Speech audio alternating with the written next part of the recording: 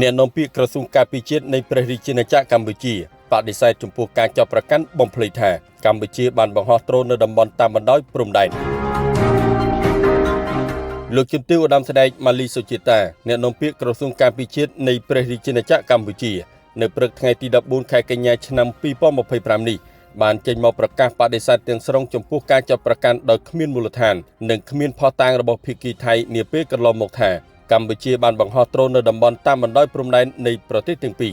ការចាប់ប្រកាន់បំភ្លឺខុសពីការពិតទាំងនេះមិនត្រឹមតែធ្វើឲ្យកើតឡើងភាពតានតឹងប៉ុណ្ណោះទេប៉ុន្តែក៏បានធ្វើឲ្យប៉ះពាល់យ៉ាងខ្លាំងទៅដល់ជំនឿទុកចិត្តគ្នាទៅវិញទៅមកក្រសួងការពារជាតិបានគូបញ្ជាក់ថាកម្ពុជាមិនបានបង្ហោះដ្រូនចូលដែនអធិបតេយ្យភាពថៃដោយការចាប់ប្រកាន់ដែលគ្មានការពិតនេះឡើយនិងសូមស្នើឲ្យភាគីថៃប្រកាន់ខ្ជាប់នូវគោលការណ៍ដែលភាគីកម្ពុជាថៃបានឯកភាពគ្នាជៀសវាងការចែកចាយព័ត៌មានមិនពិតឬព័ត៌មានคล้ายៗដើម្បីកាត់បន្ថយភាពតានតឹងកាត់បន្ថយសាធារណមតិអវិជ្ជមាននិងលើកកម្ពស់បរិយាកាសអំណោយផលសម្រាប់កិច្ចសន្ទនាដោយសន្តិវិធី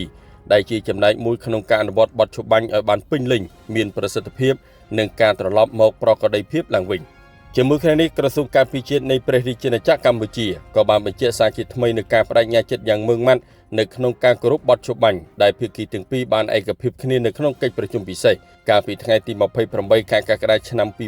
2025នៅទីក្រុងពូត្រាចយាក៏ដូចជាការអនុវត្តឲ្យបានពេញលេញនិងប្រកបដោយប្រសិទ្ធភាពនៅរាល់ការព្រមព្រៀងទាំងឡាយដែលភាគីទាំងពីរសម្រេចបានមកទល់នឹងពេលនេះក្នុងនោះរួមទាំងកំណត់ហេតុរួមនៃកិច្ចប្រជុំទាំងអស់របស់គណៈកម្មាធិការព្រំដែនទូតកម្ពុជាថៃ GBC